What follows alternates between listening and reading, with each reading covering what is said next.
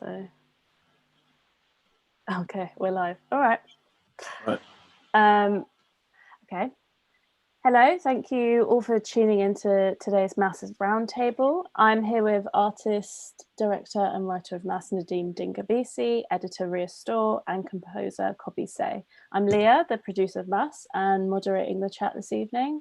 Maths was prompted by a series of conversations between curator Cynthia Silvera and Nadeem around Tina Camp's term Black Visual Frequency, which will be something we probably refer to quite a bit in this chat. And you can find out more about its influence in Nadeem's FVU Frames interview.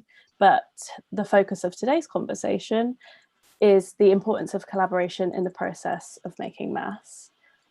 So to start, Nadeem, you've often said collaboration is key to your artistic process, which I've seen working with you on maths, but also with previous projects like Pool and your new project, An Alien Called Harmony. How did your collaborations with Rhea and Coby come about for maths, or more sort of how did you meet and start working together? Good evening. So I met Rhea. I think. Wait, no. There was an event for Get Up, Stand Up Now. Rhea can actually defend it, but I hope it. So it was a Get Up, Stand Up Now house, and somehow I saw my friend Io. I was with my friend Wayne from it music with Vanessa, who had also so they collaborated with crossing already. And we decided to go to dinner after this event, if I remember correctly, and we ate at Eat Tokyo, which is a restaurant in round the back of what's that area? Embankment Temple. And then I met Rhea again. I think I watched her films and then met her in the basement of Somerset House and saw what she was working on, and I was just really interested in it visually. I think it was like she was putting glitter on celluloid film, and so I was thinking, oh, wow, this is quite fascinating. I would like to work with this person. And so I logged that in the back of my head. And then, someone says they're kind of struggling to hear. Yeah. Can you hear better now? Do I need to speak it a tiny bit louder? Okay. Yeah. So yeah, met Rhea essentially through a Somerset House link when I had a studio there, and then I met Coby. Well, how did I meet Coby? Steam Down. Yeah, it was. Yeah. Coby came. Steam Down. Coby came to a Steam Down, and then we spoke. Swapped numbers. Yeah. And then I saw you again in Gillette Square. Yeah, it was. Yeah. Yeah, it was Gillette Square. I think that was the second time we met. Yeah, it's quite brief. And I was just, I don't know. I suppose there's something about meeting people in very organic ways and then following up through conversation or seeing the work that they do, and knowing that you can entrust this person with sort of creative freedom, because you see in their work a intuition and a vitality that you respond to in your own work, or the work that you like, or the work that you want to create. And so in terms of the film Mass, it was just a case of speaking to Rhea over the course of various conversations and telling her the idea, having seen, I think it was a protest, a mixed message, a celebration, and another film called The Black Radical Imagination, and how Rhea used interference and those sort of things in terms of how to morph technology as a means of telling a story. And so it was in the process of writing Mass at that point. So I saw an immediate connection and thought she would be great at editing the film. In less of a sort of, I'm going to sit down and tell you what to do editorial role, but more so okay, we finished filming it, just have it and play around with it and it'll be great. Which is what happened, which is great. And with Coby, a very similar thing. So I'm working with Coby on the project Pool, and Coby's playing a variety of instruments for that project, helping compose and produce the work for that, along with Momoko. who I'm doing Alien Called Harmony. And so I just know Coby's got a particular ear for particular sounds and particular understandings of sonics, and especially with his own music, how he deals with the city and electronics. So I thought he would be perfect for that role. And then, yeah, so gave him the script, he read through it, made music, and it was a pretty seamless, to be honest. Now that I look back on it, there wasn't any point where I was like, ah. Even when there was a mistake, like towards the end with mixing, it was resolved very quickly. So it's a very joyful process. No one needs to know about that. No, it was a pretty seamless process, which kind of, like, I remember seeing Rhea's, I think it was a Black Radical Imagination, and when I saw that, because I hadn't really seen much of Rhea's work before that, I was like, oh, I get it, and like I was just so excited to see it play out, because I was like, because you don't use much of like the glitching in a protest, so No. yeah. So, but yeah, when I saw Black Radical Imagination, I was like, oh, this is going to be amazing.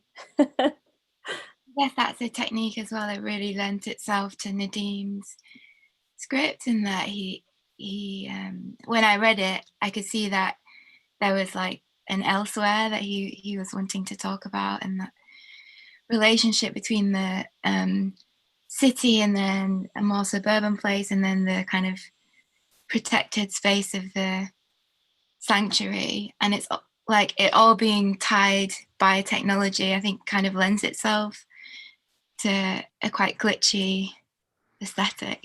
Yeah. So in terms of like collaborating with each other, how Rhea and Coby and obviously Nadeem, like how much did your process inform, or how much did Rhea's process inform Coby's, and vice versa? Like, did any of your thinking change based on like the music you were presented with, or that like Rhea's edit? It felt like a hand in glove, to be honest with you. Like for me personally, like you know, Nadeem and I have known each other for about roughly almost 2 years, and I don't know. I feel it's like a testament to him and a testament to Rhea as well. Like just how, just being able to have a sort of intuition and knowing this sort of how we all work and how that relates to the overall theme that's explored within maths, and yeah, like just from what reading the script and looking at the stills, like the treatment that's provided, it just seemed to operate within where I kind of operate already, in terms of the usage of lo-fi and hi-fi sort of sonics within my work, and just trying to sort of find, I don't know, maybe not find, but sort of see that there is beauty within like something that might, from face value be seen as, wait, this is quite difficult to, like untangle, but then like being up the untangledness of that sound is what makes it beautiful. And I don't know, like I think about it quite often, how I sort of see that synonymously on a sort of like like, I guess for want of a better way of putting it, sort of like just how people may see me or people that look like me in terms of, curly, nappy hair, just bringing that more into the forefront, but not necessarily being needed, too obviously explicit about it, but also being aware to try and not be too implicit about it, yeah, no. So hopefully I'm not like murmuring on a bit, but yeah. There were other bits I wanted to mention as well.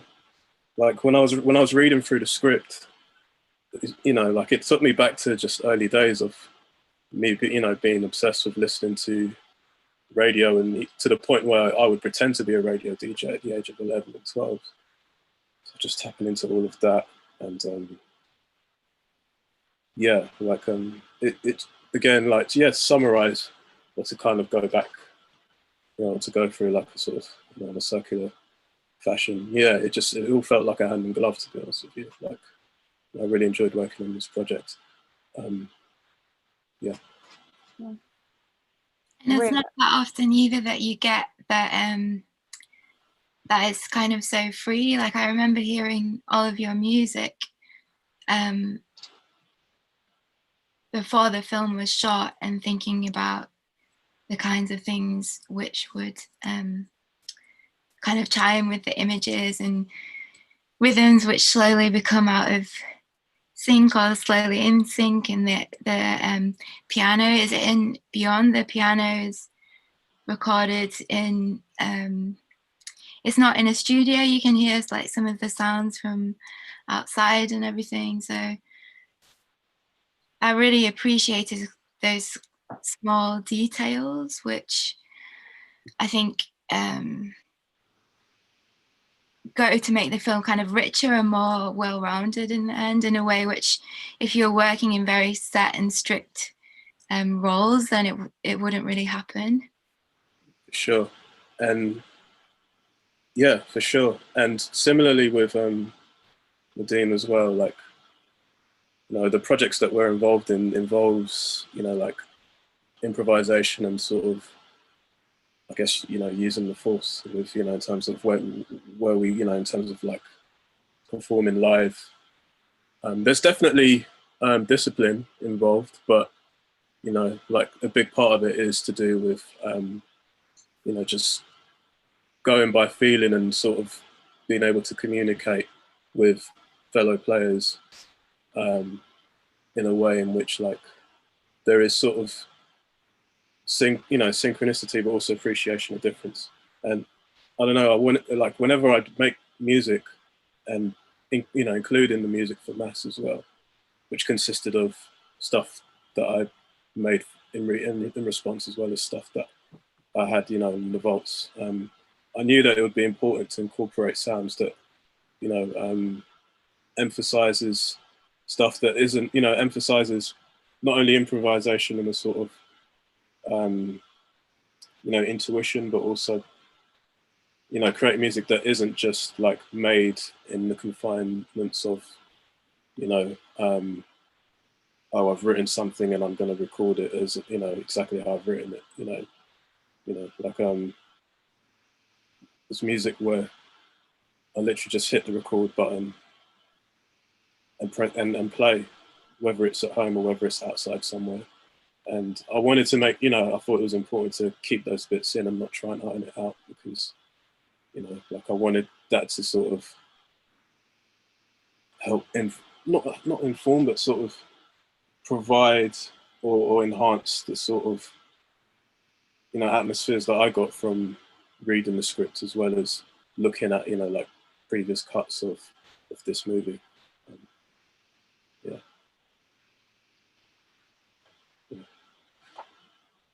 I don't know if I answered your question, but yeah. Yeah. And Rhea, do you have anything to add? Or?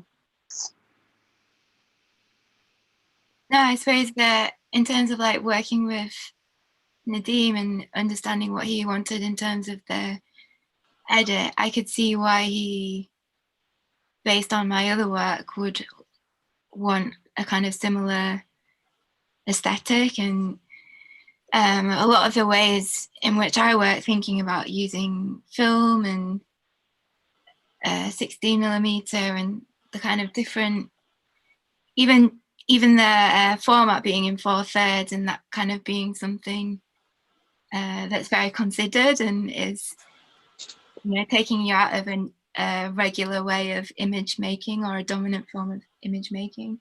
All of those things are kind of interesting to see from the point of view of someone else and why they were making those choices in comparison to how I make work. So yeah, it's very different being the editor than being the person who's making the work. So yeah. Yeah, what was that like? Like, how do you consider maths as part of your body of work? Because you're an artist filmmaker also. Like, how do you see maths within that, or do you not consider it part of it?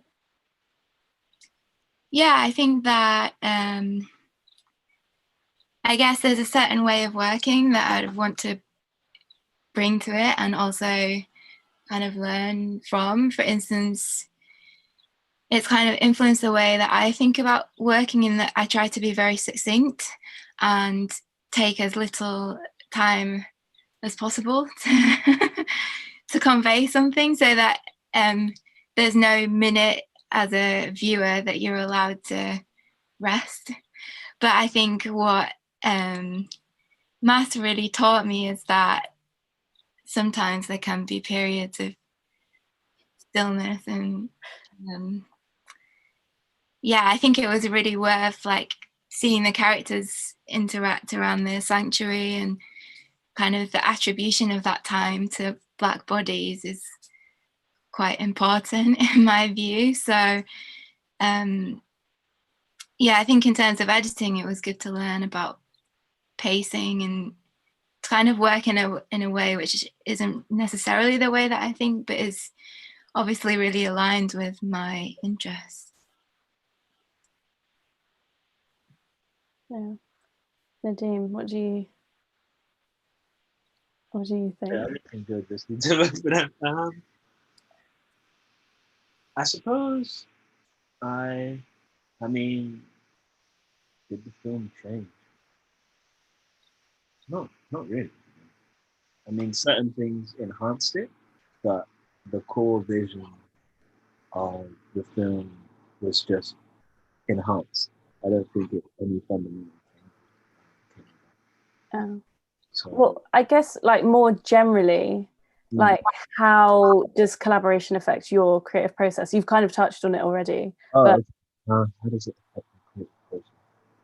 because it wasn't just Rhea and Coby, it was like Father and I think better specifically for this project, because there was such a sort of transparent communication and understanding, I would like between different peoples, it affected it in just enhancing the quality of the work, because I've never worked on such a scale in regards to time and budget or cast and crew, in having something that could be truly really fleshed out.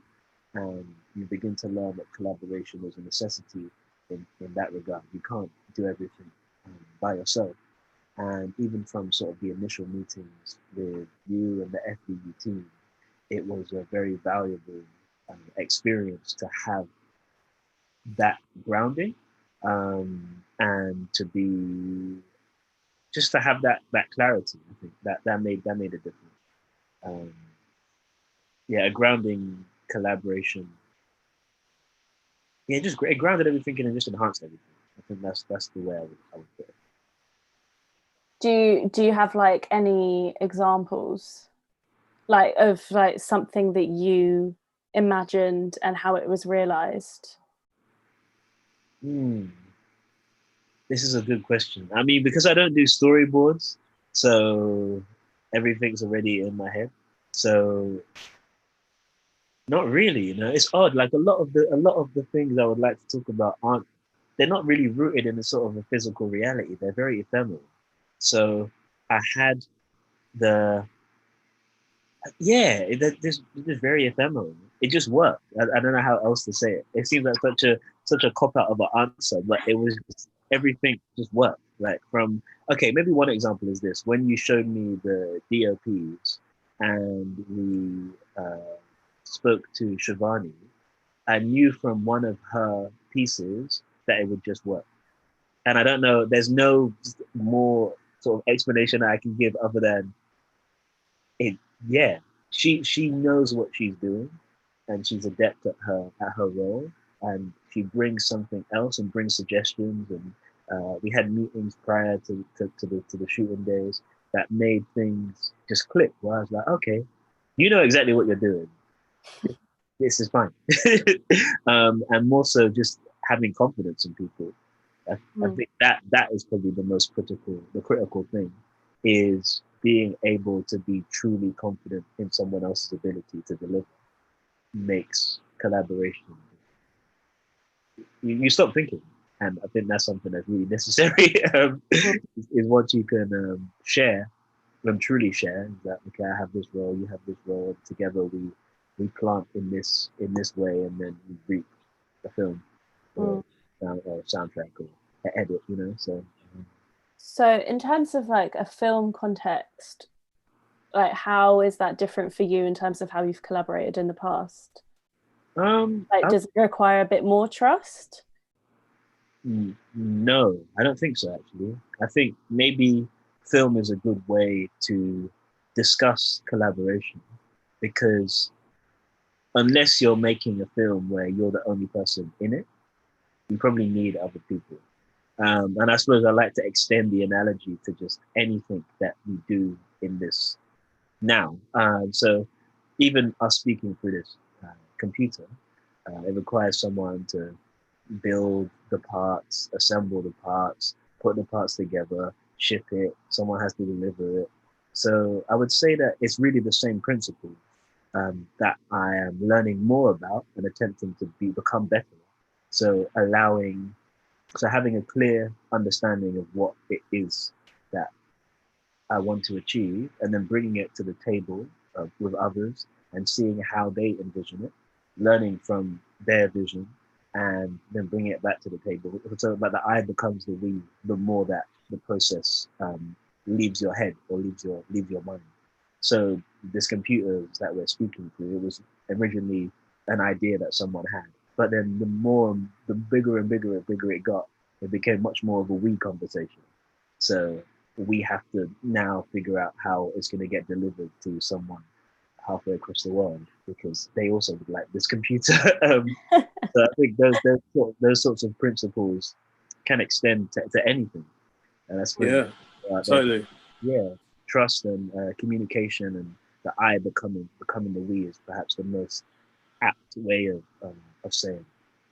Totally, and to piggyback off that, for me personally, I feel like that's, even to this day, it's still kind of underrated, that whole idea of like celebrating the we rather than the I, especially with celebrity culture, if you will. If that can be agreed as that even existing as a thing, I guess it is a thing. But, like, I don't know, it also reminds me of something that Brian Eno coined as what is it? What's it called? There's a YouTube video where he talks about scenius, the word scenius, which is like a portmanteau of the word genius and scene, where like, big sort of ideas, or, like tangible things that become, part of the zeitgeist or a new phenomena is usually as a result of a group or a collective, or, more than just one person. Everyone sort of has their sort of collective, well, everyone sort of has their own individual thing that makes them unique, but pulling them all together, something interesting could come up, something interesting can be built that, could change how people do things, so I mean, I learn, I'm learning, and I do my best to remind myself of that as an important thing, because I mean, even now, with recent events going on, that's related to a lot of stuff that's been going on, for decades and centuries, like it all, like for stuff to change, it does involve, groups of people to find a way to pull their own like uniqueness into like one collective thing in order to move from A to B. So yeah. That's oh, sorry, Rhea, you go. I was gonna say that I think it would be easy with like the resources of FEU to work their production in a way which would scale up and not take the individual kind of voices into account. But things like Nadeem, I remember you filming with Super 8 around London, and the footage still has like a very personal touch, and you still get kind of quite close to the people in the film. So whilst it's on a bigger scale, I think that because of the way in which everyone was working, it's still quite close and intimate as in the terms of the spaces that you are creating. I think that's important too. I guess to like follow on from that, kind of from Coby's point, I was going to ask, how did ideas of like Black visual frequency feed into your creative process? But maybe the more appropriate question to ask is like, how did your identity and like your practices around your identity feed into this work as well? Because I think we've heard a lot about how like Nadeem imagined the work based on like his identity and Blackness, and like, but how did that work for you?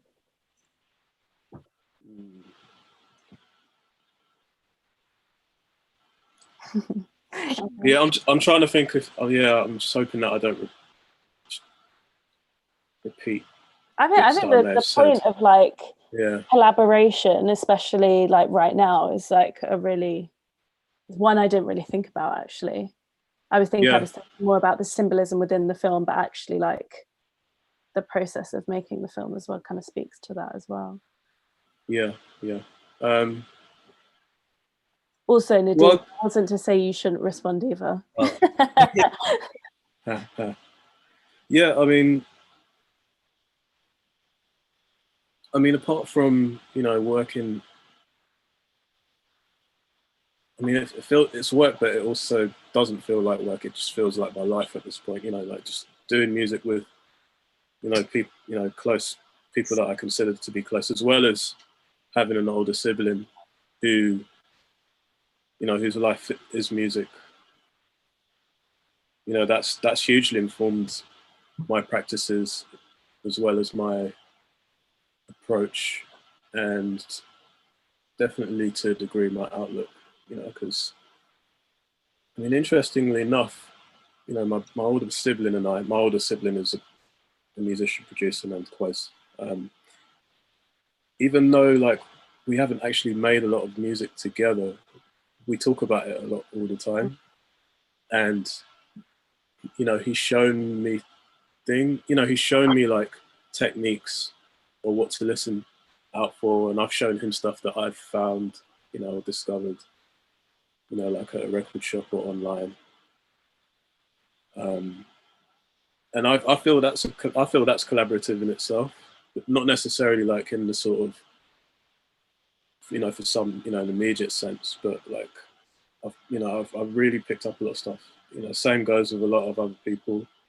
Like one of my close mates, Miko, who isn't Black. I just guess I got to mention it, but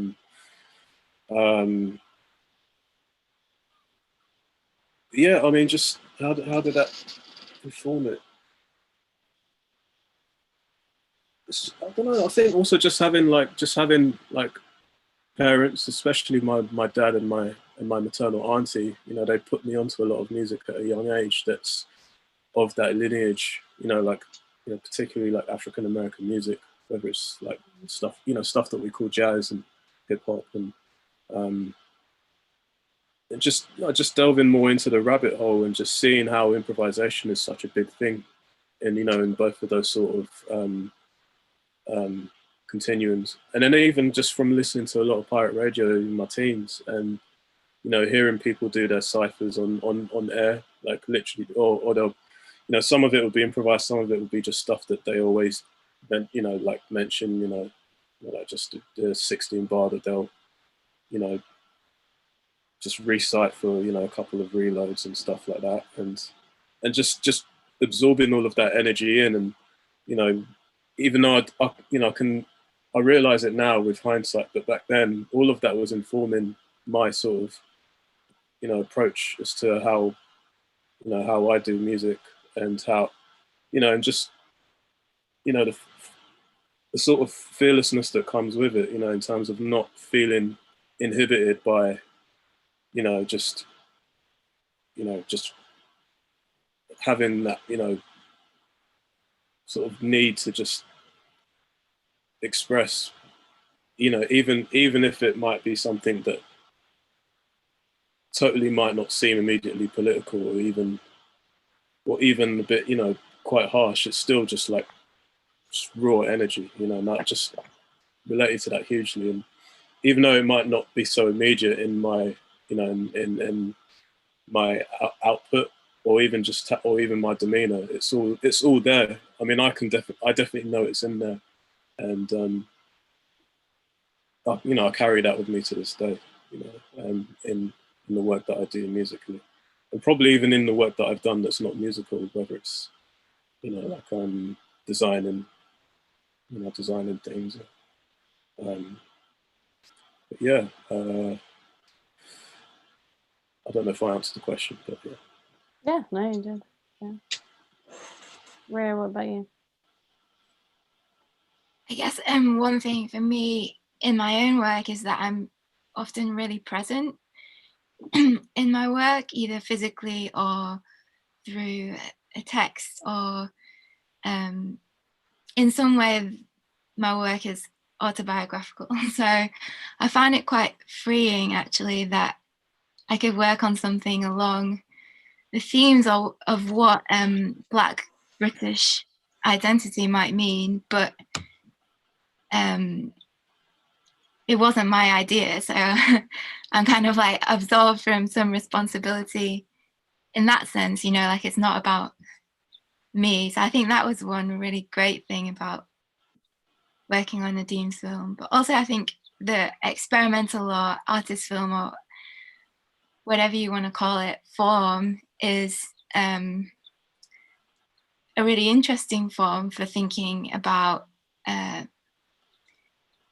talking about what it means to be Black, or Blackness, or however you want to say it, because it means that you can phrase it as a sort of open-ended question. And I guess I'm really interested in not making definitive answers or statements in my work, of being more open than defining what something is. And so I think this form in particular, and the kind of fluid way in which we've all woven our own interests and particular specialisms through it, has meant that we can talk about a subject in quite an open way. It's not making a definite statement for Blackness, I don't think. Nadeem, correct me if I'm wrong, but there are also like a lot of influences as well that I wouldn't know. Like the treatment for the film started with a poem, and the poem had I can't remember who it was by. You'd have to remind. Jean Binta Breeze. She's a poet, a dub poet from Jamaica. Yeah, and I love the way that it started. It was musical and also lyrical. And influences like that are things that I'll take to my own work as well. So I think that idea of community and Black community in the people who are making the film, but also in the influences and the sort of other peripheral stuff that happens, is really important to filmmaking. Mm.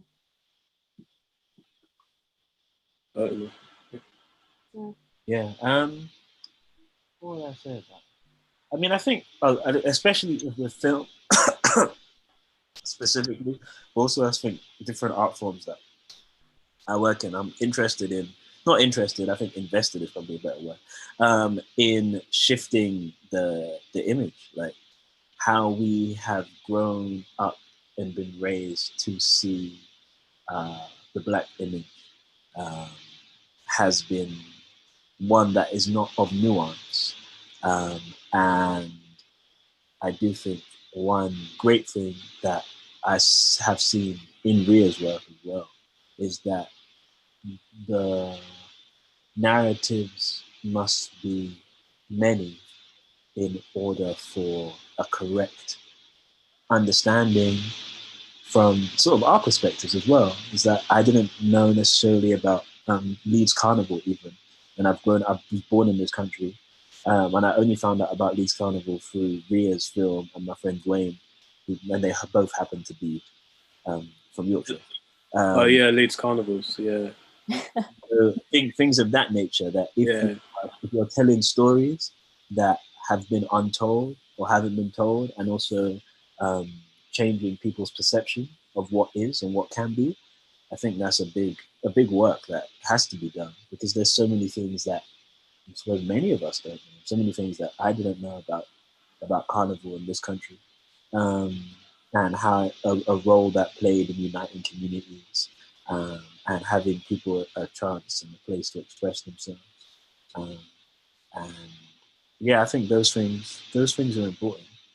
So I suppose the work stems out of that need to represent, to begin to have bigger, deeper, better conversations about Black people, but also just people, because you have to. I think the repositioning through art, culture, through the things that people watch and see of African peoples as a part of the human story. And so in the way that in Hollywood, certain images are ubiquitous, and you think that Brad Pitt is the archetype for humanity. If one creates, or if people create different stories that make their own different understandings as valid as those Hollywood stories, I think very important work. And it's an ongoing thing. Like, I really believe it's something that can't just, like it can't just be like a moment, marked in history. As, okay, now we see all of these, like, a more, like a more wide range. It's something that has to continue, I really think, and it's important for that. Otherwise, we're still only seeing the, like a snapshot. Like there's so many different, like, sort of, it's a wide spectrum of Blackness, and as well as it being part of the human story as a whole. So like it's important to, like, just to have to find ways to just keep that going. And more than ever, with technology, one could argue that that's provided more opportunity, like cheaper technology and all of that. Then that comes with its own pluses, as well as, I don't know, like, questions. But maybe that could be for another time. I might. Yeah, this is a rabbit hole thing. But 100%. I really truly believe it's something that has to continue. I think it so will. that there's no complacency. I believe it will. As well. I believe it will as well, for sure. I feel like we're in sort of a transitional moment. Like, we were already in a transitional moment with the pandemic, and I think there was already a sense of, like, things can't go back to being the same. So I feel like with like the protests and the Black Lives Matter movement, it's like revival, resurgence, like I feel like that is all again tied into, like, this idea of, like, we can't go back. I hope yeah. we don't need no time. We don't need no, like, time traveling bullshit right now. We don't need that. We don't. No time travel inventions, please. Whoever's listening on Zoom.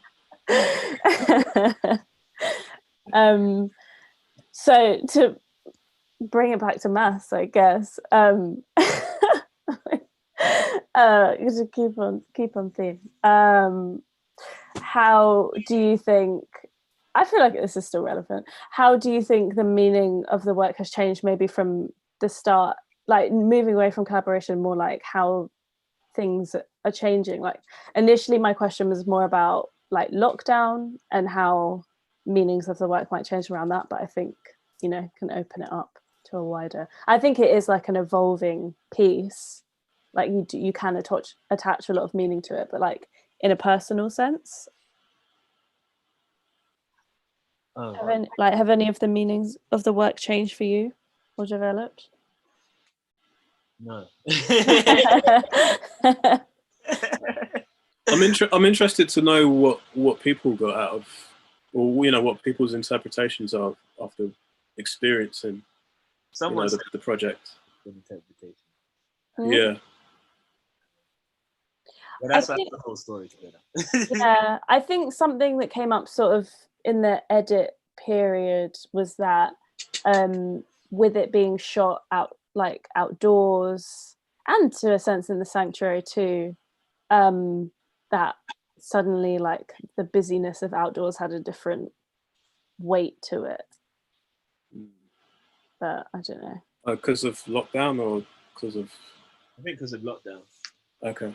Lockdown, but yeah, I mean, these conversations started happening like, I guess more like over a month ago. But... Yeah. No, I probably should elaborate a bit. I suppose, I don't know. I don't really find meanings shifting that much. I think I attempt to create things with a long-term approach. So if like to write something that will ideally can be seen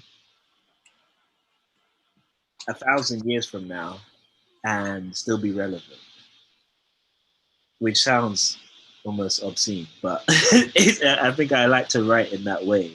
So the story is essentially a story of a person wanting to find a better sense of themselves. And so they search through the technology they have available to them. And they find this thing or these persons or what they want to be connected to is it's funny. It's always allegorical because it's inside of them, but it's also external to them. So there has to be some sort of journey to get there. And ideally, through whatever time we're living in as people, as humans, as Black people in cities, or as people who have migrated to Mars, then those stories will still be relevant. They can still be a source of nourishment and purpose and understanding for people. I think it is almost like, I don't know, it's a dream to have work that exists well beyond my lifespan that has as much relevance and meaning to the current that people exist in and the futures that people may exist in. Even if the symbols may change shape and change meaning, the work in itself and the principles that the work is made from, with, will do that. So I don't really find the meaning shifting, strangely enough, no matter what sort of crazy pandemic or shifts occur. It's the try to make it as relevant as possible to whatever time. I think that's interesting though, in terms of thinking how you make work in the abstract, and that the more abstracted something is, the less specific it is to a present day situation. And I think like seeing, particularly with the dialogue that you wanted for the film, there was kind of like a question over how much should be left in and how much should be kept out. And I think what was left in kind of described a place, but not too specifically so that it would kind of alienate. And I wonder if it's a kind of like working in the abstract. Even the sanctuary site is very abstracted and very precise in terms of where the placement and everything is. Whether that way of working is to kind of speak to people beyond where you are now, or beyond like your immediate Yeah, play. I think it is, like, exactly. I suppose the exactness of it is also, from a young age, it's actually funny, I've been interested in symmetry and like how to have things aligned in such a way where anyone can look at it, because I think humans have an innate understanding of symmetry, right? So we look at things and kind of want them to be balanced, or at least the perception of our understanding of balance, which can change depending on what cultures are. But at least from my understanding, like there's a particular, I don't know, it's almost to speak to an alignment. So to have things in such a way where there is a coherence, basically, there's a path. And so people always create paths or ways to get and to navigate towards things. And yeah, working in the abstract is almost definitely a sort of subconscious thing to see, okay, can someone who doesn't understand English watch this with no subtitles and understand it? And I remember watching a film once from Ethiopia. The film was by Haile Gerima. It's called Taser. And I bought it not knowing that it didn't have English subtitles. And I watched it, but I understood it because the film was powerful enough in its universality that it spoke to me. And it's funny now because I sort of barely remember the story, but I remember how powerful it was. And it sort of left an indelible mark. That's more about not necessarily the film, well, about the filmmaker, about about everybody in it, and it just sort of spoke to a resilience. That's the thing I remember from the film. I don't remember the plot. I don't remember who was in it. I just remember that at the end of the film, I was left feeling resilient. And sometimes I feel the smallest things we can take from art may be the greatest things.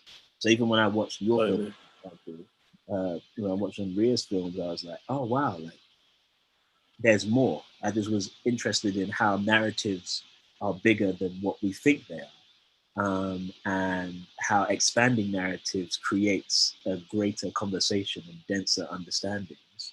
Or in listening to Coby's music, his ways of working with sound is ways that I haven't really heard before, and didn't really see in my sonic understanding that could be made and also be appealing to just different audiences.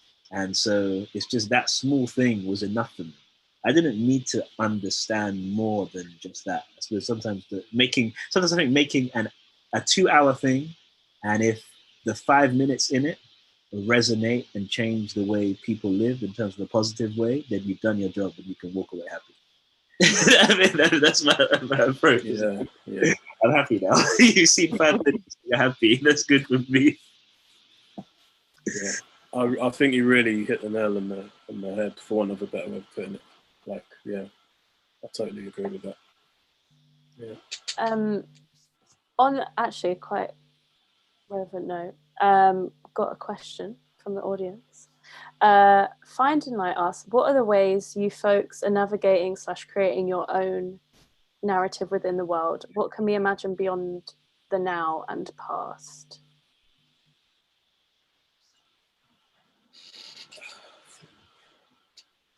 Can I hear the question again, please, Leah? Yeah. Thank you. What are the ways you folks are navigating / creating your own narrative within the world? What can we imagine beyond the now and past? I guess it's like a strategies for survival question. I guess for me, I'm interested in narrating what is now, but what might not be kind of considered. Like a lot of work that I'm making takes, I suppose, documentary footage and reworks it and presents it or positions it. And as we were saying about spaceships and stuff earlier, I'm not really interested in sort of an Afrofuturism which doesn't relate to now and doesn't relate to politics in some way.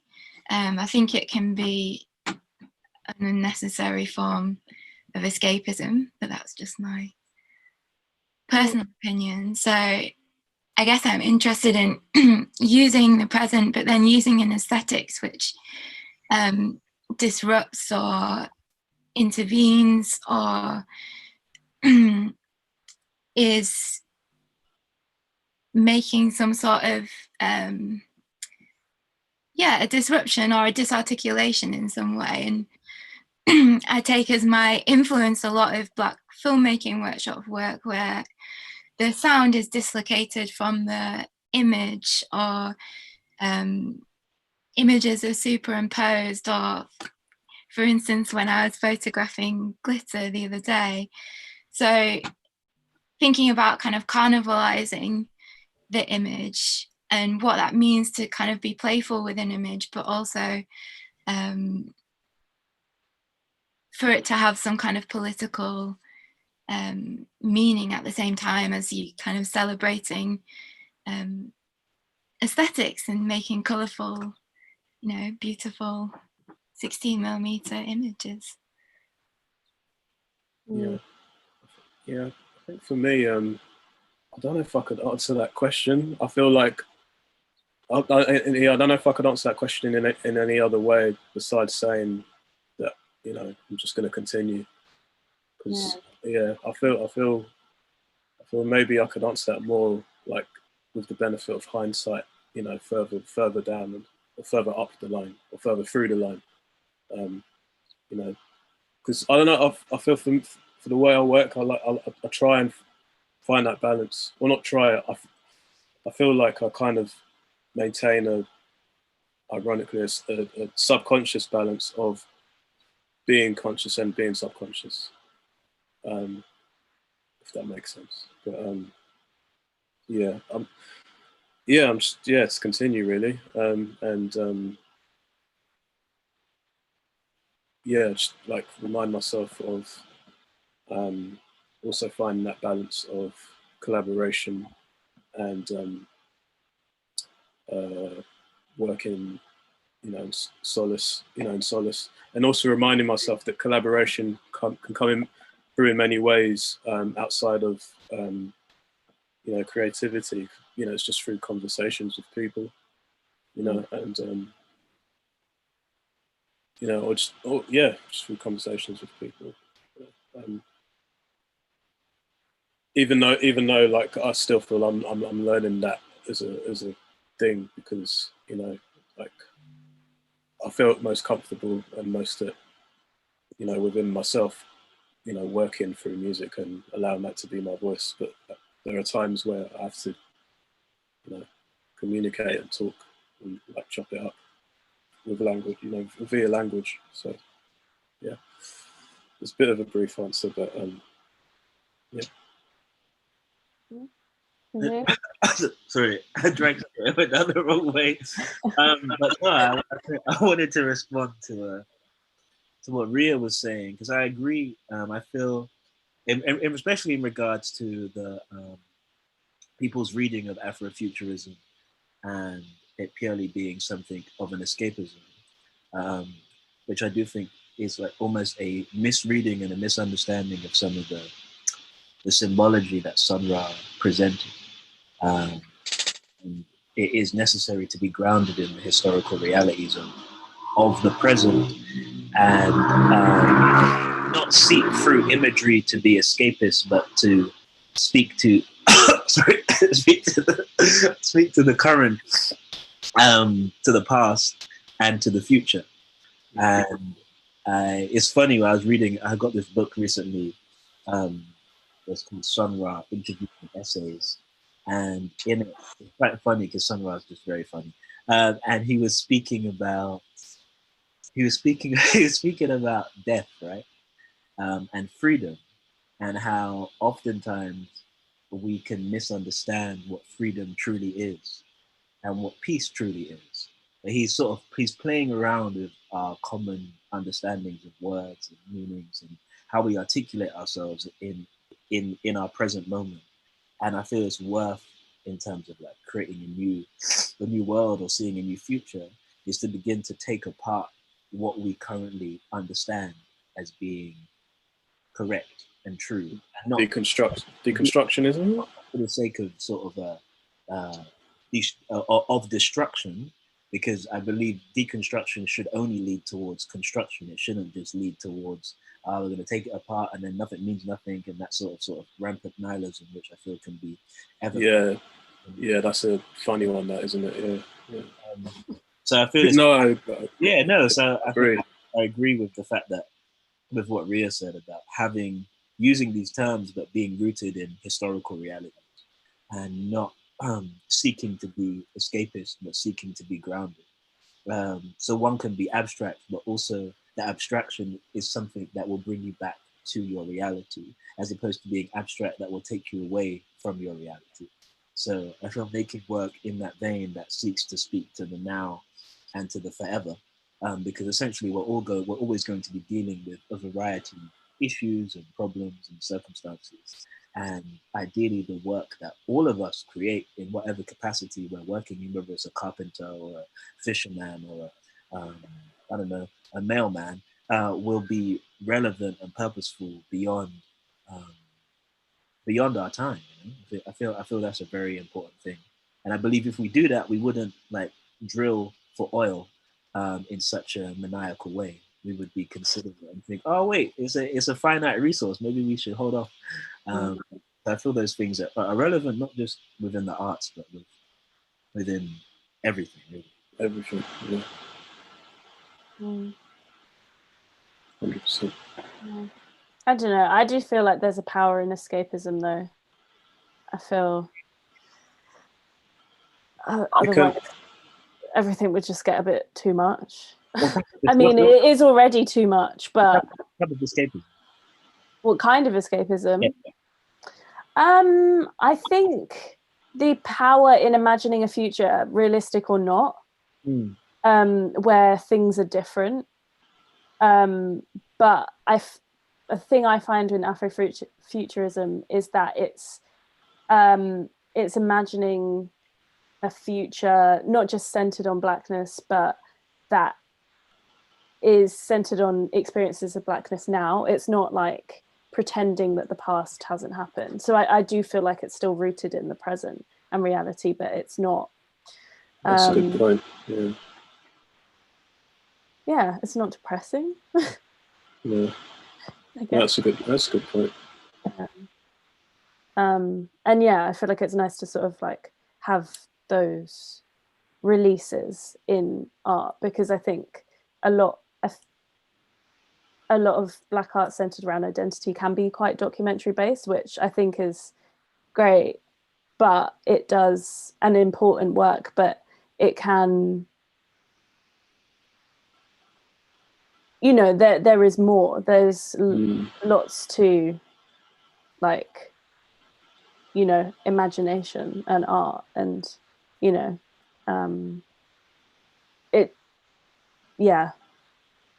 it's about what you want for yourself as well as like what you want to present to others, I think. Escapism does have a value. I'm thinking like post World War II, when, you know, like everyone's gone through a very traumatic event and doesn't want to see that replicated on the screen. I think escapism does have a in that sense. I think what I really against is the kind of escapism which occurs because of an easy sort of commodification of Afrofuturism. So it's not really seeking to be escapist. That's not its primary goal, but that it's just kind of appropriating that. Yeah, that's a good point. I think there is a difference between, because I think what Leah, what you described sounded to me more like an imagination, and more so than an escapism, or like a commodification of tropes, which I think happens a lot with any film, like or any artwork. So you find that, oh, wow, okay, they put someone put a spaceship in a. I mean, when sci-fi B movies were huge, I don't know, people putting spaceships and blobs around, then it becomes a part of this thing, or someone has a saxophone in a song, then it's a jazz song. Pointed is. But it's not actually about the Yeah. work. It's like an easy sort of, Yeah. that's a better term, escapist thing. If that makes sense. Does that make sense? Yeah, no, it doesn't. Yeah. I'm just thinking. Yeah. No, imagination is important. No. So, 100%. I don't know where I would, if I'd even be able to make music or anything without, feeling that there's, that there was no sort of, I don't know, like, there's no permission is the word I want to use, but just without imagination, like it's definitely primary to what I do anyway. Sure. Well, it's 7:30. Oh, really? Oh. Yeah. Does anyone have anything they want to add? Round things off? No. How is collaboration for you, Leah? Put me on the spot. I mean, I really enjoyed like making Mass. It was like a really great team, and I really liked. Yeah, I think like Nadeem kind of touched on it, where it wasn't just everyone doing their specialized roles in isolation. It was like I really had the meetings where I think we had like a sort of listening party with Coby before shooting, and that was with Shivani, the director of photography, as well. And how, yeah, I think everyone came to it with different ideas, but they all developed in sync with each other, rather than there was no friction, there were no arguments. It was great. Not that there usually are, but it never felt like people weren't on the same page, and I think that was due to like the environment that was fostered, I think, throughout the process. So yeah, for me it was great. Yeah, loved working with you all, and I think we made like a really great piece of work out of it. So yeah. I think that's one actually thing I want to say is thank you to everybody that was involved. I'm not even going to try and name everybody because there was a lot of people. But yeah, it wouldn't have been possible without everybody's collaboration. And yeah, thank you. I think that's one word I keep on using a lot recently. Is thank you, because it wouldn't have been plausible or possible without everybody coming together to work on it. And I just feel very grateful, and it really did establish a understanding in me, like, oh wow, this is not only is this possible in terms of imagination, how you can take an idea that seems so disparate or just on a Word doc, and bring it to people, and they can envision this world and piece it together so accurately. And yeah, it's quite humbling, actually, to be honest. And I'm quite grateful that everybody contributed in the way that they could, and was so affirming. It was really just an affirming process. So thank you to everybody. Thank you. And despite sound mixing problems, it was very seamless. Like it really was like. What else happened? The upload where Liz had trouble. The internet cut out. It all happened right in the last week. Like it was like such a smooth process until, well, I guess there was also like Rhea getting stuck in the Bahamas and trying to get the drive from Somerset House. Yeah. Phone calls in airports. Yeah. But yeah, no, apart from that, it was like pretty seamless. process. Yeah, thank you. Right, I'm gonna come off live. I'm just gonna quickly plug that we're doing, so that mass will be on the watch player until the 16th of July. And if you can, we've linked to a survey of mass, not this talk, but feel free on the FEU project page, which will be linked, and it will enter you into a prize draw to win a £50 bank camp voucher. Yes, thank you for listening, participating.